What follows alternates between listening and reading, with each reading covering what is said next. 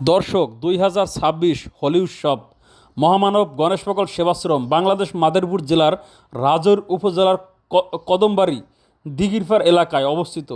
এটি কদমবাড়ি বাজারের উত্তর পূর্ব দিকে অবস্থিত। এটি বিখ্যাত হিন্দু তীর্থস্থান যা ৩৬৫ বিঘা জমি নিয়ে বিস্তৃত এবং এখানে প্রতি বছর ১৩ই জ্যৈষ্ঠ বিখ্যাত কুম্ভমেলা হয়। সেখানে লক্ষ লক্ষ ভক্তদের আগমন হয়। তবে আমার প্রশ্ন হচ্ছে যে প্রতি বছর এখানে কমিটি থেকে যে হোলি উৎসবের আয়োজন করা হয়, খুব ভালো কথা, সনাতনীদের নিয়ে সুন্দর একটি আয়োজন করে থাকে, কিন্তু এই হোলি উৎসবের নামে এখানে যে অশালীন নৃত্য, নাচ গান, টিকটক, নেশা, বিভিন্ন ধরনের অশালীন কার্যকলাপ হয়, এগুলোকে আপনারা কতটা সমর্থন করেন অবশ্যই সনাতনীরা কমেন্ট করে জানাবেন।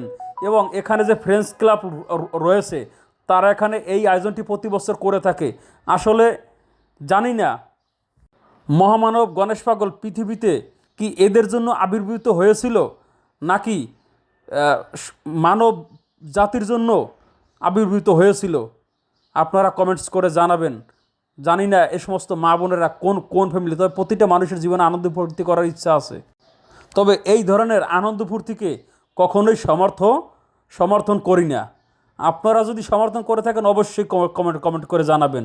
ভাই, প্রতিটা মানুষের জীবনে আনন্দ ফুর্তি নাচ গান করার ইচ্ছা আছে, কিন্তু যেখানে তীর্থস্থান, যেখানে তীর্থভূমি, সেখানে এই ধরনের নৃত্য, এই ধরনের নাচ গান, বিভিন্ন ধরনের অশালীন নেশা, তারপরে এই মন্দিরে গিয়ে অশালীন টিকটক করা, এগুলো কোন ধরনের সনাতনী আমাদের মা বোন আমার জানা নেই। আপনাদের যদি জানা থাকে অবশ্যই কমেন্টস করে জানাবেন। এবং এখানে ফ্রেন্ডস ক্লাবের কাছে বলবো যে আপনারা এখানে ভালো কিছু করেন, খারাপ কিছু করেন না। আর ফ্রেন্ডস ক্লাব আপনারা যদি পারেন যুব সমাজ নিয়ে এই মহামানব গণেশ পাগলের এখানে ভালো ভালো কিছু উন্নয়নমূলক কাজ করেন, মন্দিরের কাজ করেন। দেখেন শ্রীধাম ওরাকান্দি, ওখানে গুরুচাঁদ ঠাকুরের বিশাল মন্দির হয়েছে, যা ২-৫টা গ্রামে থেকে এখন তা চূড়ো দেখা যায়। আপনারা যদি পারেন সেরকম গণেশ পাগলের নামে কয়েকটা মন্দির করেন, পারলে করে দেখান। আর এই সব অশালীন নৃত্য, নাচ গান, নেশা, এগুলো এখান থেকে বন্ধ করেন।